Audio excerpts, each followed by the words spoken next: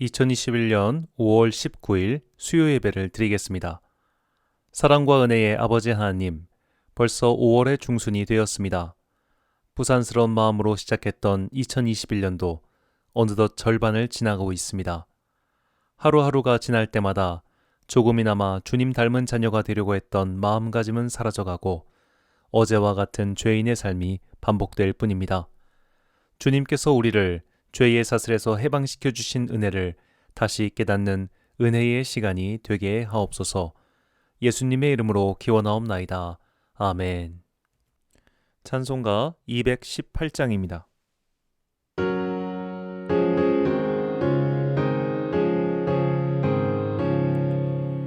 내 맘과 정성을 다하여서 주 너의 하나님을 사랑하라. 내 몸을 아끼고 사랑하듯 형제와 이웃을 사랑하라. 주께서 우리에게 명하시니 그 명령 따라서 살아가리.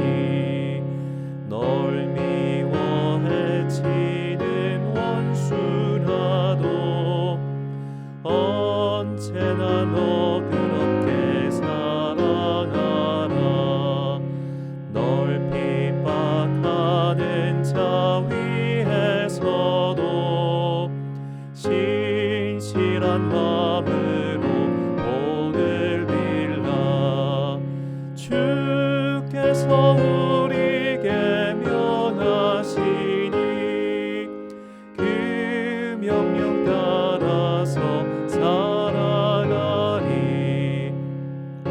항상 주님을 멀리하고 형제를 사랑하지 못하였다. 이러한 죄인을 사랑하사 주께서 몸버려 죽으셨다. 속죄의 큰 사랑 받으니 몸 내 생명 다 바쳐 충성하리. 아멘. 다 함께 기도하겠습니다. 사랑과 은혜가 풍성하신 아버지 하나님, 세상의 소식에 귀를 기울이면 우리의 마음을 시원케 하는 뉴스는 전혀 들리지 않습니다. 오히려 우리를 하나님과 멀어지게 만드는 욕망과 죄악의 소식뿐입니다. 그러나 우리는 세상을 향한 소명을 받았습니다. 그릇된 죄악의 소식이 들릴 때마다 그것이 우리의 소명임을 깨닫고 이 세상에 남은 마지막 의인 10사람이 되어 세상을 위해 기도하는 중보자들이 되게 하옵소서. 주님의 은혜로 예배당이 세워지게 하시니 참으로 감사합니다. 중요한 것은 건물이나 물건들이 아니라 예배를 드리는 우리 자신이오니 예배를 인도하는 목사로부터 함께하는 성도들까지 주님께 예배드릴 수 있는 아름다운 성전을 위하여 기도로 준비하게 하옵소서. 우리의 사방에 돕는 성도들을 배치해 주시니 정말 감사합니다. 성전을 짓는 것은 사람의 힘이 아닌 주님의 권능임을 깨닫게 해주시니 감사합니다. 인간의 힘으로 지은 것이 아니오니 사람의 자랑은 사라지고 오직 주님의 능력만이 드러나게 하옵소서. 곧 코로나가 지나고 교제가 회복되고 만남이 회복되고 예배가 온전히 회복될 날이 올 것을 믿습니다. 그날이 올 때까지 우리가 쓰러지지 않도록 권능의 손으로 우리의 영혼의 중심을 붙잡아 주옵소서. 오늘 이 시간이 그 시작이 되길 바라오며 예수님의 이름으로 기도드립니다. 아멘. 오늘 우리에게 주시는 하나님의 말씀은 구약성경 역대하 24장 15절에서 22절까지의 말씀입니다. 역대하 24장 15절에서 22절까지의 말씀. 이제 봉독하겠습니다. 하나님의 말씀을 경청하십시오. 여호야다가 나이가 많고 늙어서 죽으니 죽을 때에 130세라. 무리가 다윗성 여러 왕의 묘실 중에 장사하였으니 이는 그가 이스라엘과 하나님과 그의 성전에 대하여 선을 행하였음이라. 여호야다가 죽은 후에 유다 방백들이 와서 왕에게 절하매 왕이 그들의 말을 듣고 그의 조상들의 하나님 여호와의 전을 버리고 아세라 목상과 우상을 섬겼으므로 그 죄로 말미암아 진노가 유다와 예루살렘에 임하니라. 그러나 여호와께서 그들에게 선지자를 보내사 다시 여호와에게로 돌아오게 하려 하심에 선지자들이 그들에게 경고하였으나 듣지 아니하니라. 이에 하나님의 영이 제사장 여호야다의 아들 스가랴를 감동시키심에 그가 백성 앞에 높이 서서 그들에게 이르되 하나님이 이같이 말씀하시기를 너희가 어찌하여 여호와의 명령을 거역하여 스스로 형통하지 못하게 하느냐 하셨나니 너희가 여호와를 버렸으므로 여호와께서도 너희를 버리셨느니라 하느라. 무리가 함께 꾀하고 왕의 명령을 따라 그를 여호와의 전뜰 안에서 돌로 쳐 죽였더라. 요아스 왕이 이와 같이 스가랴의 아버지 여호야다가 베푼 은혜를 기억하지 아니하고 그의 아들을 죽이니 그가 죽을 때에 이르되 여호와는 감찰하시고 신원하여 주옵소서 하니라. 아멘.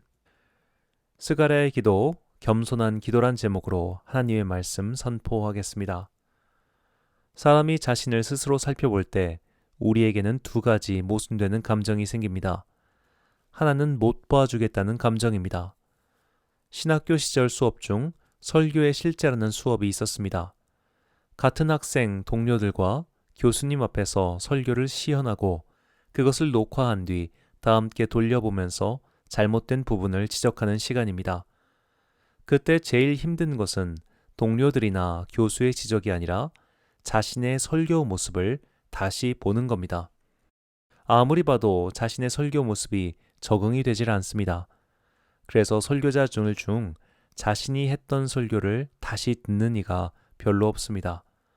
이상하게 실수하고 못난 점만 보이기 때문입니다. 우리가 거울을 볼 때 또 그런 감정이 생기죠. 그렇게 나쁘지 않은데 실제보다 자신을 낮게 평가하는 모습 말입니다. 그런데 이와 반대의 감정도 있습니다. 이 정도면 좋다, 이 정도면 훌륭하다라는 생각입니다. 실제로 거울을 자주 볼수록 자신에 대한 호감도가 높아진다고 합니다. 자신의 모습에 익숙해지기 때문이죠. 스스로를 낮게 평가하는 것도 그와 반대되는 스스로를 괜찮게 포장하는 것도 우리의 실제 모습입니다. 모든 인간은 이렇게 모순된 감정을 품고 살아갑니다. 신앙의 영역도 마찬가지입니다. 우리는 하나님 앞에서 항상 죄를 고백하며 엎드립니다. 하나님의 거룩하심을 생각할 때 죄인인 우리가 나와서 예배를 드릴 수 있다는 것만 해도 큰 은혜가 아닐 수 없습니다. 그런데 하나님 앞에서는 죄인인데 사람들 앞에 서기만 하면 의인이 되려 합니다. 내가 쟤보단 낫지. 그래도 내가 이 정도는 했는데 그런 의와 행위가 자꾸만 생각납니다. 그래서 우리는 사실 객관적으로 신앙생활을 하지 못합니다. 이 정도면 괜찮다. 이 정도면 너보다 낫다라는 생각이 사실 우리 안에 다 있습니다. 우리는 우리가 하나님 보실 때 어떤 사람인지 제대로 알 수 없습니다. 내 모습도 알 수 없다면 우리는 다른 사람을 하나님께서 어떻게 보시는지도 알 수 없습니다. 그래서 농담처럼 천국에 가면 3번 놀란다고 하지요. 내가 불려서 놀라고, 그 사람이 없어서 놀라고, 저 사람이 있어서 놀란다고 말이죠. 우리는 하나님께서 저 사람을 어떻게 보실지, 저 사람을 어떻게 평가하실지 알지 못합니다. 그러면서 속으로 우리는 이렇게 생각합니다. 내가 쟤보단 나아. 그러니까 하나님이 쟤보다 나를 잘 되게 하실 거야 라는 생각 말입니다. 예수님의 제자 중 이런 생각을 가진 사람이 베드로였습니다. 요한복음은 베드로와 경쟁 관계에 있는 제자를 등장시킵니다. 주님께서 사랑하시는 제자라는 이명이 붙은 사도 요한입니다. 이 둘의 경쟁을 넌지시 보여주는 본문이 예수님께서 무덤에 계시지 않는다는 소식을 듣자 그들이 달려간 모습입니다. 요한복음 20장 2절에서 4절입니다. 시몬 베드로와 예수께서 사랑하시던 그 다른 제자에게 달려가서 말하되 사람들이 주님을 무덤에서 가져다가 어디 두었는지 우리가 알지 못하겠다 하니 베드로와 그 다른 제자가 나가서 무덤으로 갈새 둘이 같이 다름질하더니 그 다른 제자가 베드로보다 더 빨리 달려가서 먼저 무덤에 이르러. 이 장면을 상상해 보십시오. 굳이 그곳까지 달려갈 이유가 있습니까? 그리고 설령 달려간다 한들 누가 누구보다 더 빠르게 가는 것이 의미가 있을까요? 그런데 요한복음은 굳이 이 장면을, 어느 복음서도 기록하지 않은 이 장면을 넣었습니다. 그리고 요한복음의 마지막 장면에서 베드로는 예수님께 앞으로 일어날 일에 대해서 한 가지 여쭤봅니다. 요한복음 21장 20절에서 23절까지의 말씀을 세번역 성경으로 읽겠습니다. 베드로가 돌아보니 예수께서 사랑하시던 제자가 따라오고 있었다. 이 제자는 마지막 만찬 때에 예수의 가슴에 기대어서 주님, 주님을 넘겨줄 자가 누구입니까? 하고 물었던 사람이다. 베드로가 이 제자를 보고서 예수께 물었다. 주님, 이 사람은 어떻게 되겠습니까? 예수께서 말씀하셨다. 내가 올 때까지 그가 살아있기를 내가 바란다고 한들 그것이 너와 무슨 상관이 있느냐? 너는 나를 따라라. 이 말씀이 믿는 사람들 사이에 퍼져나가서 그 제자는 죽지 않을 것이라고들 하였지만 예수께서는 그가 죽지 않을 것이라고 말씀하신 것이 아니라 내가 올 때까지 그가 살아있기를 내가 바란다고 한들 그것이 너와 무슨 상관이 있느냐라고 하고 말씀하신 것뿐이다. 성경의 기록상 이것이 예수님과 베드로의 마지막 대화입니다. 주님께서 부활하시고 하늘로 올라가시기 전까지 아마 제자들과 함께 계시며 많은 말씀을 하셨을 겁니다. 하지만 기록된 말씀은 여기까지입니다. 자, 이 중요한 순간, 더구나 주님께서 나를 따르라 라고 말씀하신 직후 베드로는 물어보죠. 쟤는 어떻게 될까요? 라고 말입니다. 어쩌면 베드로는 그 순간에도 내가 쟤보다 낫지 않을까? 라는 생각을 했는지도 모릅니다. 그러지 않고서야 저 사람의 운명이 뭐가 그리 궁금하겠습니까? 사람이란 그런 존재입니다. 끊임없이 남과 자신을 비교하며 살고 있습니다. 그런데 다른 이를 자신보다 좋게 여기면 모를까? 남보다 자신을 높이 여기는 것이 문제입니다. 그래서 우리는 때로 하나님께 따지면서 기도합니다. 하나님, 왜 내가 쟤보다 못 사나요? 하나님, 왜 내가 저 사람보다 복을 받지 못하나요? 나는 쟤보다 의롭게 살았잖아요. 라고 말이죠. 오늘 본문 이야기는 너무나 분명한 상황에서도 하나님께 공정한 판결을 바라는 겸손한 기도를 올린 사람의 이야기입니다. 우리는 지난 시간 찬송으로 외적을 물리친 여호사밧의 이야기를 들었습니다. 그런데 이렇게 놀라운 주님의 능력을 경험한 여호사밧도 하나님 보시기에 좋지 않은 일을 벌였는데 바로 북이스라엘의 아합 왕과와 혼인을 맺은 것입니다. 여호사밧은 아합의 딸 아달랴를 며느리로 받아 큰아들 여호람과 결혼시켰습니다. 그리고 여호람은 아버지의 뒤를 이어 왕위에 올랐습니다. 그런데 여호람은 권력을 강화시키기 위해 피를 나눈 형제들을 몰살시켰습니다. 성경은 여호람이 악한 길을 가게 된 원인을 아합 왕의 딸 아달랴 때문이라고 말합니다. 역대하 21장 5절과 6절입니다. 여호람이 왕위에 오를 때에 나이가 32세라 예루살렘에서 8년 동안 다스리니라. 그가 이스라엘 왕들의 길로 행하여 아합의 집과 같이 하였으니 이는 아합의 딸이 그의 아내가 되었음이라. 그가 여호와 보시기에 악을 행하였으나 이후 여호람은 악행을 저지르다가 결국 병에 걸려 죽게 됩니다. 그리고 여호람의 뒤를 이어 아하시아가 왕위에 오릅니다.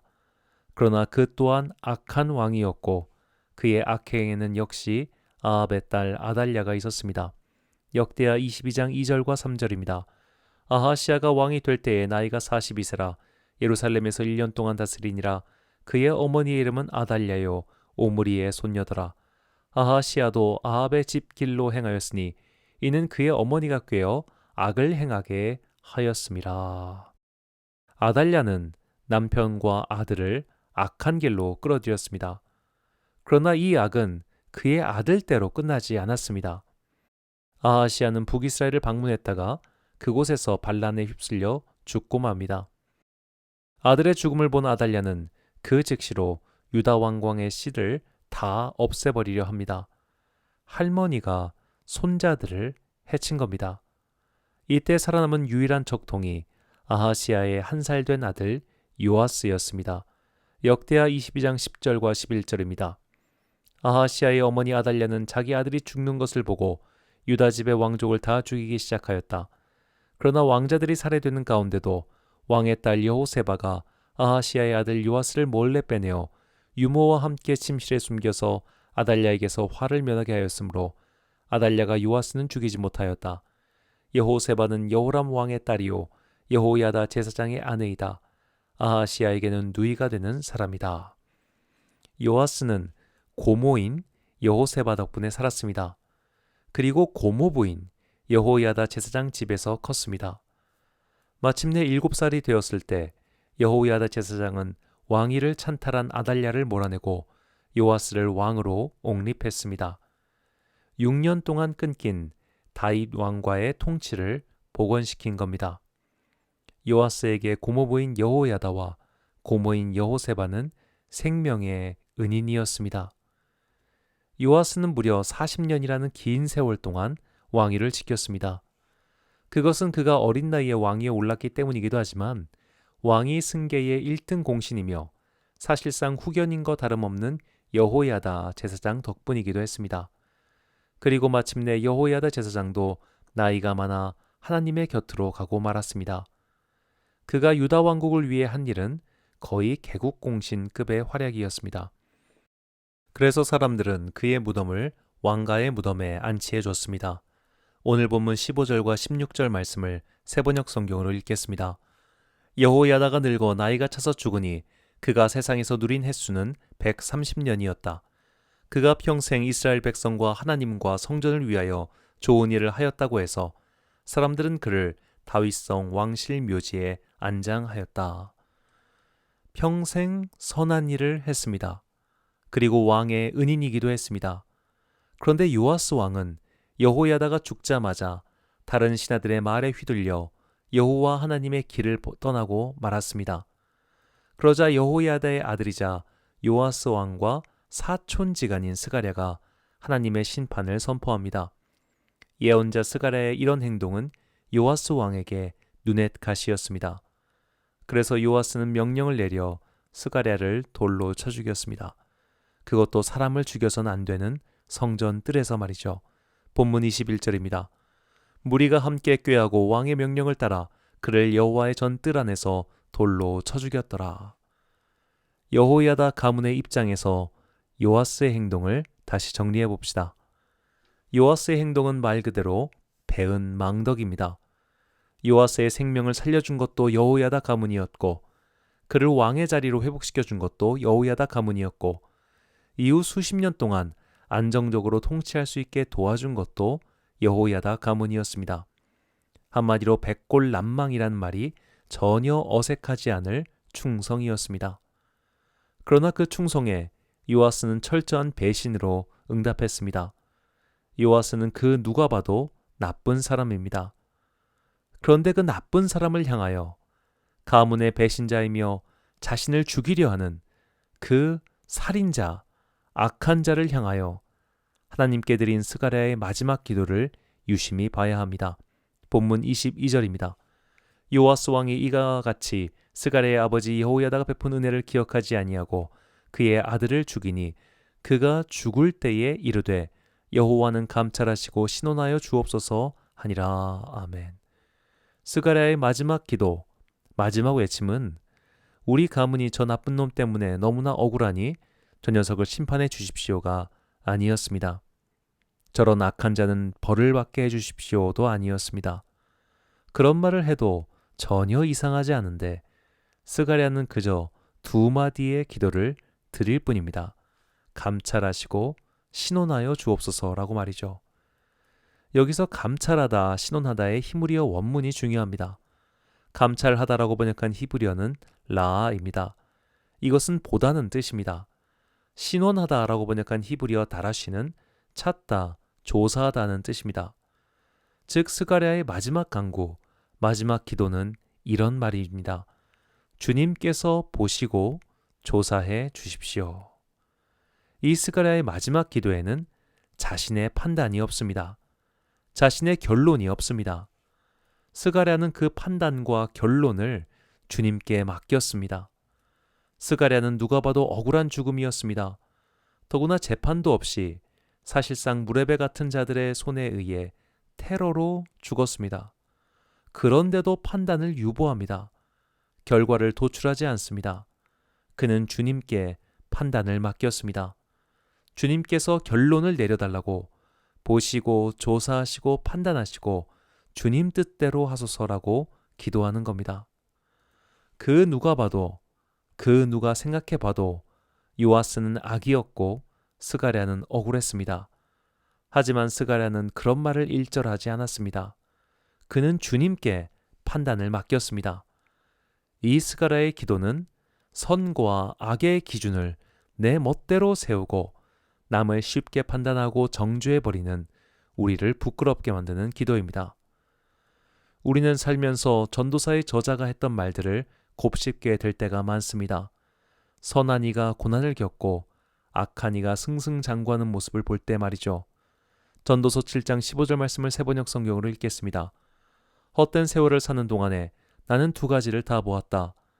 의롭게 살다가 망하는 의인이 있는가 하면 악한 채로 오래 사는 악인도 있더라. 이런 일들을 보면 허무합니다. 분명 쟤는 나보다 악하게 살았는데 복을 받는 것 같습니다. 분명히 저 사람은 의롭게 살았는데 고생합니다. 이런 것들을 보다 보면 하나님께 판결을 구하는 기도를 하게 됩니다. 그런데 그 기도 안에는 이미 내 판단이 다 서 있습니다. 저 사람이 복을 받게 해주십시오. 또는 저 사람이 벌을 받게 해주십시오. 라고 말이죠. 그러나 스가랴는 그런 기도를 드리지 않았습니다. 그저 하나님께서 보시고 판단하십시오. 라고만 했을 뿐입니다. 스가랴가 그런 기도를 삶의 마지막에 드릴 수 있었던 것은 그가 하나님 앞에서 겸손한 사람이었기 때문입니다. 하나님 앞에서 겸손함이란 하나님의 기준이 인간의 기준과 다르다는 것을 인정할 때 얻을 수 있는 귀한 덕목입니다. 이사야서 55장 8절과 9절입니다. 이는 내 생각이 너희의 생각과 다르며 내 길은 너희의 길과 다름이니라. 여호와의 말씀이니라. 이는 하늘이 땅보다 높음 같이 내 길은 너희의 길보다 높으며 내 생각은 너희의 생각보다 높음이니라. 아멘. 우리는 하나님의 판단 앞에서 겸손해야 합니다. 우리의 기준에서 볼 때 죽어야 할 악인이라도 하나님께서는 다른 면을 보실 수 있습니다. 우리는 그럴 때마다 하나님의 판단에 의문을 던집니다. 우리가 생각하는 선의 굴레는 하나님께 씌우고 그 굴레를 하나님께서 지켜달라고 말합니다. 내 판단을 하나님의 판단보다 위에 둔 사람은 이미 판결을 내려두고 하나님께 간구합니다. 그러나 하나님 앞에서 겸손한 사람의 기도는 하나님께 판결을 맡깁니다. 설령 그 판결이 내 뜻과 다를지라도 말이죠. 그래서 우리는 기도할 때 특히 내 마음속에 특정인에 대한 나름의 판결을 내려놓고 있을 때 이 말씀을 기억해야 합니다.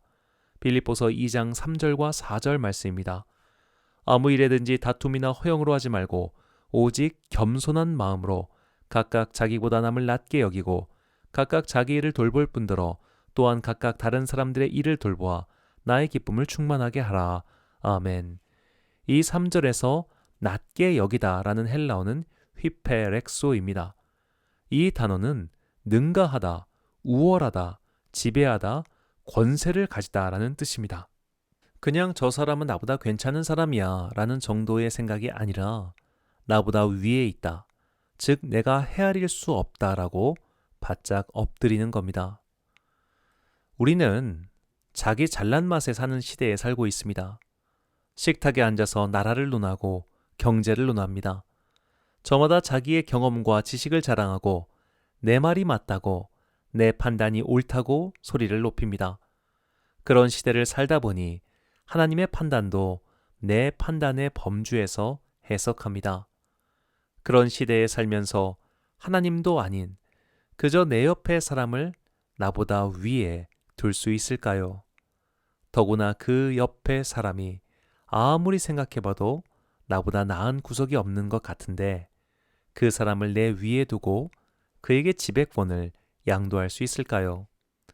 이런 말도 안 되는 엄청난 행동을 할 수 있게 만드는 것이 겸손입니다.